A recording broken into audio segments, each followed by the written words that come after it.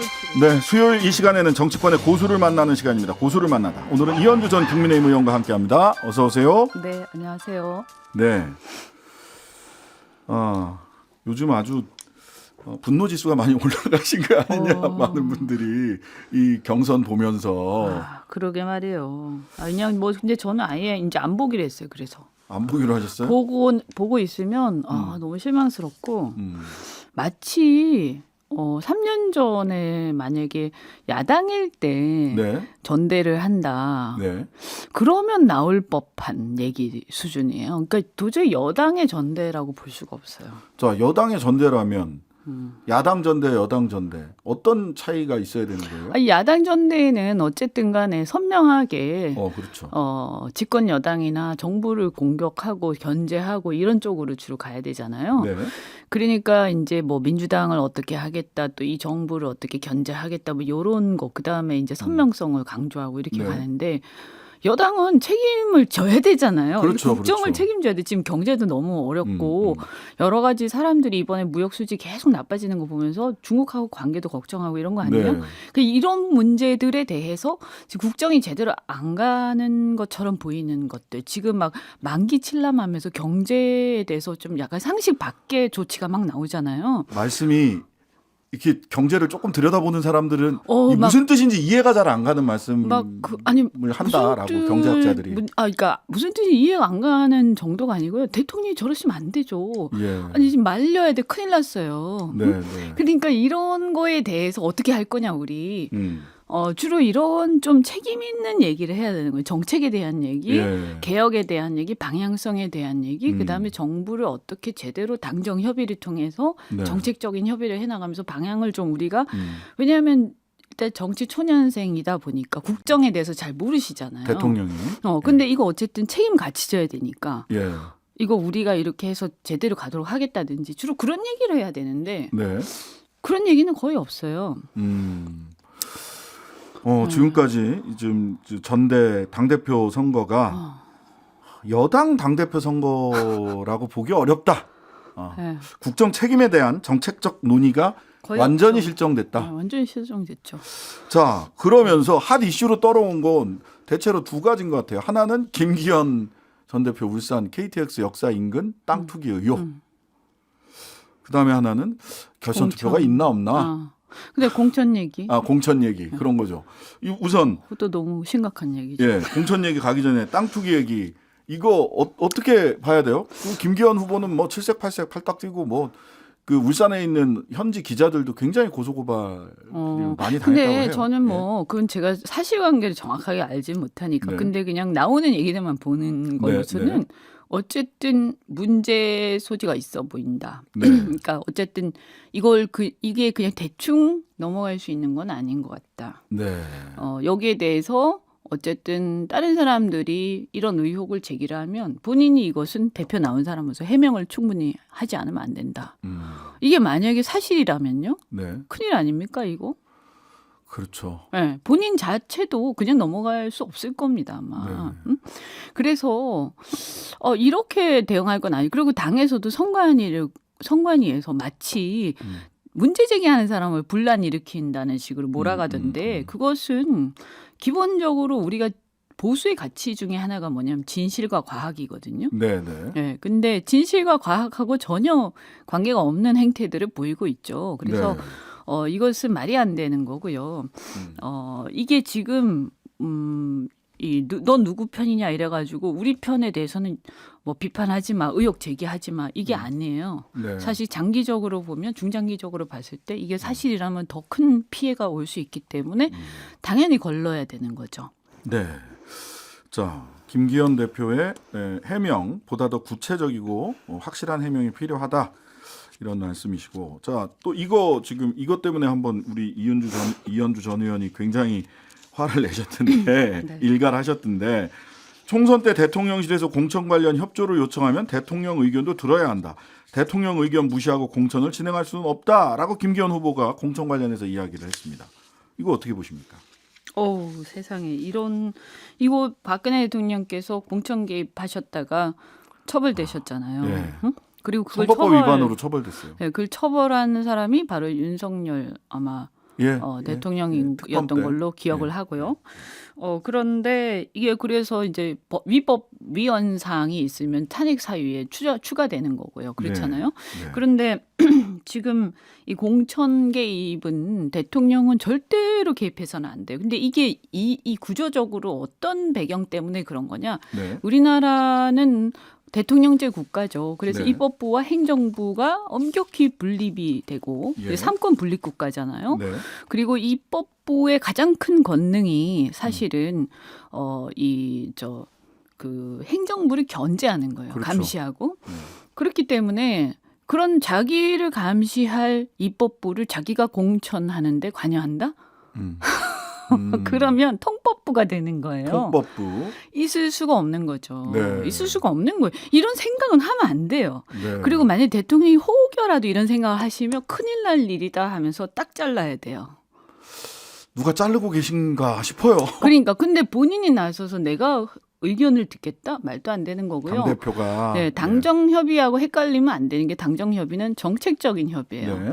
그래서 대통령이 국회에 협조를 얻어야 되잖아요. 입법부의 정책과 관련해서는. 네. 그래서 그때 입법부의 협조를 얻기 위해서 여당하고 협의를 하는 게 당정협의입니다. 네. 당정협의 뜻도 모르시는 것 같아요. 이거 네. 어떻게 공천하고 이걸 연결합니까? 네. 그리고 대통령 확실하게 권력자이기 때문에 상위 네. 권력자죠. 네. 누가 보더라도. 네. 그래서 대통령한테 의견을 구하는 것은요. 대통령이 뭐라고 얘기한다고 그 의견이 되지 않아요. 그렇죠. 그럼 강요된 행위가 돼요. 해석상. 네. 네. 네. 그래서 그건 지시로 보지 누가 그걸 의견으로 봅니까? 음. 물어서는 안 되는 거예요. 근데 보면 요즘은 그 대통령의 의견이 간접화법으로 내지는 사적인 자리에서 그런 의견을 뭐 예를 들면 당원이 다 뽑아야 되지 않을까라고 사적인 자리에서 얘기했다 하고 나니까 당원 100%로 전당대 룰이 싹 바뀌고 그런단 말이죠. 우리 또 변호사님이시니까 잘 아시겠지만 이런 거잖아요. 사적으로 대통령이 그렇게 얘기했다 하더라도 대통령의 권력의 어떤 특히 이제 말기도 아니고요. 네, 초기죠. 대통령의 권력이 굉장히 강할 때 사적인 자리에서 그렇게 얘기하고 그것이 그렇게 바로 실행이 되면 네. 반대하는 사람들이 있는데도 불구하고 막 네, 밀어붙이는 정황들이 있으면 이것은 사실상 이것은 강요되었다라고 해석하지 않습니까? 정황상요? 직권이 남용됐을 수 있다. 직권이 그렇게 없나요? 해석될 참? 가능성이 굉장히 높죠. 예, 대통령- 전후 사정으로 봤을 때. 예. 그걸 누가 이거 안 받아들여도 전혀 상관없으니까 그냥 한번 얘기해봤다 이렇게 생각하는 사람이 누가 있어요. 상식적으로 우리가 판단해야 되죠. 네, 알겠습니다. 자, 두 번째, 이제 세 번째 지금 두 가지 포인트를 봤고요. 김기현 후보의 땅 투기 의혹, 그다음에 하나는 대통령 의견에 따른 공천 두 가지 봤고요. 세 번째는 지금 현재 구도 경선 상황인데요.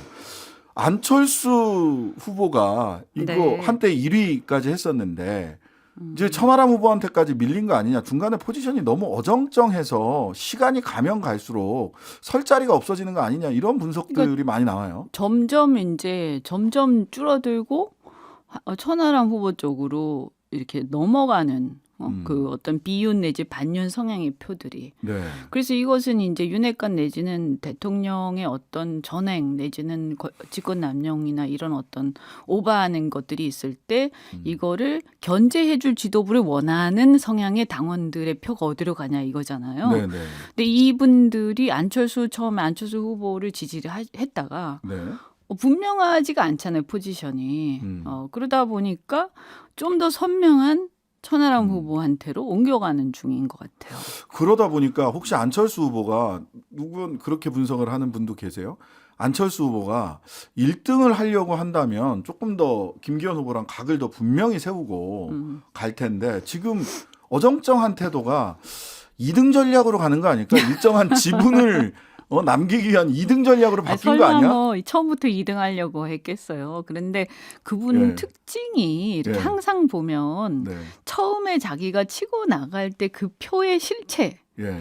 그 표가 원하는 그분들의 심리 예. 이거를 제대로 파악하지 못하고 반영하지 못하고 그냥 그것이 계속 갈 거라고 생각하고 어정쩡한 포지션 유지하다가 항상 이게 빠지죠. 끝에 예. 가면서. 그러니까 뒷심 부족 네. 맨날 그런 얘기가 그건 나오는데 뭐 항상 그 일관된 상황. 일관된. 저는 사실은 그렇게 될 가능성이 높다. 예. 그래서 포지션을 분명히 하지 않으면 그렇게 될 것이다라고 이제 제가 저 방송에서도 그런 얘기를 몇 번 했었죠. 자, 결선 투표 김기현 후보는 결선 투표 안 가고 1차에서 끝내겠다라는 게 목표인 것 같고 결선 투표 가면 또 어떤 그 변화와 다이나믹이 생길지 모르니까. 근데 만약 결선 투표로 간다라고 가정을 하면 김기현, 안철수 이렇게 갔을 경우에 천하람 후보는 누구를 지지할 거냐? 근데 이게 뭐 누구를 지지를 누가 한다고 해서 그 표가 꼭 글로 다 쏠리냐? 뭐 그렇진 않지만. 예를 들어서 천하람 후보가 그렇게 됐는데 김기현 후보를 지지한다고 해서 그 네. 표가 김기현 후보한테 갈까요? 네, 저는 뭐 큰 의미 없지 않나. 그래서 의미 지지를 특별히 안 할 것 같은데요. 안 할 것 같다. 그러면 요새 부쩍 안철수, 천하람 두 후보가 무슨 뭐 이렇게 경선 행사장에서 보면 둘이 아주 얘기를 속닥속닥 다정하게 정겹게 잘 하시던데. 그분이 이제 표가 김기현 후보 쪽으로 이 둘의 표가 흘러가지 않도록 하기 위해서 서로가 이해관계 일치한 거죠. 자, 만약 천하람 후보와 김기현 후보가 결선을 갈 경우 안철수 후보는 김기현 후보를 지지하지 않겠냐라는 예측도 있습니다. 뭐 그것도 마찬가지로 의미 없다. 네, 안철수 후보가 어떤 세력이나 조직이 있는 게 아니기 때문에 네. 결국에는 그 각각의 표의 성향에 따라서 그냥 흩어질 것이다. 흩어질 거다. 네, 이렇게 보입니다. 그리고 요즘에는 그렇게 누가 누구를 뭐 지지한다라고 해서 그게 바로 반영되지도 않고요. 그게 그렇게 되려면 예를 들면 어떤 연정협의처럼 명시적인 뭐가 있어야죠. 그래서 내가 저 사람 지지하는데 저 사람이 누굴 지지를 했을 때 저 사람이 되면 저 사람으로 우리가 지지를 몰아주면 우리가 이 사람을 통해서 애초에 바랬던 뭐가 실현될 것이다라는 보장이 있어야 담보가 있어야 하는 거지. 요즘에 당원들이든 국민들이든 그런 거 없이 그냥 막 쏠렸다고 해서 이거 쓸데없이 그냥 표만 막 이렇게 분산되고 원하지 않는 결과 나올 가능성도 있기 때문에 자기 소신대로 저는 지지할 것이다 이렇게 봅니다. 자, 아까 이현주 전 의원께서 맨 처음에 여당 당대회라면 모름지기 먹고 사는 문제, 국정을 어떻게 끌고 갈 것이냐에 대한 정책 토론이 있어야 된다. 아마도 그러한 정책 토론이 이루어진다면 경제와 민생 문제가 핵심에 있어야 될 것으로 보입니다. 이럴 때일수록 대통령을 비롯해서 경제 관료들, 참모들이 실력 발휘를 제대로 해야 되는데 현재 지금 경제 문제 중에서 가장 문제점이 뭐고 지금 대통령실의 대응이 어떤 점에서 문제가 또 있는지 잘 대응하고 있는지 좀 진단을 좀 해주시죠. 뭐가 제일 문제인가요 지금? 저는 뭐 두 가지라고 보는데요. 이렇게 노조하고의 어떤 뭐 전쟁 비슷하게 지금 가고 있는데 이것이 이제 너무 막 그 일반화해서 어떤 일부의 어떤 문제를 핀셋으로 문제를 제기해서 그걸 어떻게 해결하는 게 아니라 일반화해서 노조를 이렇게 적대시하는 그래서 결과적으로 이것이 문제가 해결된다기보다는 그냥 좀 약간 포퓰리즘적인 대응 아닌가. 그래서 문제의 근본적인 해결책을 또 갖고 있는 것 같지도 않고요. 그래서 이게 굉장히 우려된다. 이게 그래서 그냥 계속 그 어떤 극단적 대결 구도만 이렇게 더 심화시키는 상황으로 가고 있다 하는 거 하나고 그다음에 저는 최근에 갑자기 부쩍 이런 우려가 커졌는데 아니 우리나라가 완전히 무슨 관치 경제 좀 심하게 얘기하면 국가 사회주의. 네. 아니 너무 기가 막혀서. 그리고 지금 저는 이 정도면 이창용 하는 총재 이창용 맞나요? 이창용 맞고 산자부가 이창양. 그러니까 헷갈리네요. 헷갈려요. 그 두 분이 항상. 이창용 하는 총재. 하는 총재께서는 이 정도 됐으면 사퇴를 하셔야 되는 거 아닌가. 어떤 면에서 그렇습니까? 지금 금리를 막 지금 내리라고 강제를 하잖아요. 예대 마진 줄여라 그러면서 예금 금리도 대출 금리도 다 내려라. 라고 얘기를 하고 있어요. 그렇죠. 근데 아니 그러니까 사실은 금리 때문에 힘든 건 맞아요. 네, 국민들이. 맞아요. 그리고 네. 내려주면 좋겠어요. 예, 근데 그럼요. 문제는 이 금리를 왜 올리고 있느냐. 물론 은행이 지금 예대 마진이 이렇게 금리 올라갈 때는 지금 마진이 좀 늘어나고 이런 어떤 시장의 원리들이 있다 보니까 그렇죠. 국민들이 볼 때 못마땅할 수는 있어요. 근데 네. 지금 문제는 그렇다고 해서 은행 보고 대출 금리를 내려라? 이렇게 할 건 아니죠. 왜냐하면 지금 기준금리를 왜 올리고 올리는데요, 있어요, 지금. 하느니. 한국은행은 기준금리로 올라가는데 한쪽에서는 시중은행 금리는 묶어라 내려라 이러고 있어요. 그러니까 이러면 어떻게 되느냐? 하느니 기준금리 올린 이유는 물가 잡으려고 하는 거 아닙니까? 그런 유동성을 해소하려고. 예, 돈을 근데 다시 한국은행으로 끌고 들어와서 이게 물가를 잡아야 되겠다. 한은의 통화 정책이 무력화되거나, 완전히 지금 엇박자예요. 네. 그것도 그렇고 또 하나가 잘못 은행의 부실을 키우거나, 그럴 수 있죠. 둘 다죠, 둘 다 예, 지금 예, 상황을 보면. 그래서 그러면 한은은 있으나 마나한 존재가 되고 있으니까 그냥 금감원장이나 금융위에다가 다 맡기고 한은 그냥 우리 해체하겠다 이렇게 하는 게. 굉장히 과격한 아니, 대책인데요. 그러니까 지금 상황이 정말 상황이, 심각하다는 예, 예. 거예요. 그래서 믿을 수 없다. 왜 그러면 경제부총리나 경제수석은 이 문제에 대해서 왜 지적 안 하지? 이게 적어도 이렇게 가려면은요. 그러니까 한은의 금리 인상, 물가를 잡게 한 금리 인상 기조와 예대 마진을 줄이라고 하면서 은행 금리를 낮추라고 하면 이 언밸런스에 대해서 누군가 설명을 해줘야 되거든요. 그렇죠. 시장에서 아니, 어떻게 받아야 되는지 제가 볼 때는 몰라요. 금리를 예. 손대면 안 되고요. 예. 정부는 차라리 감세를 안 하든가 아니면 예, 차라리 뭐 어떤 횡재세든 뭐라도 저희는 반대하지만 예. 그거라도 도입해서 시스템으로 해결해야 돼요. 네. 그래서 재정 정책으로 돈을 필요한 곳에 아주 정확하게. 타겟팅해서 예. 그것도 사실은 지금은 바람직한 건 아니에요. 지금 물가를 잡아야 되기 예, 때문에 예. 그래서 정부가 경제 정책에서 지금 물가 잡는데 최우선 순위를 둘 거냐 아니면 다른 여러 가지 얘기들에 귀를 기울이고 이거 분산되면 안 됩니다. 네. 너무 심각한 상황이고 또 통신비라든가 이런 것도 통신비, 뭐 가스비 이런 거 다 동결.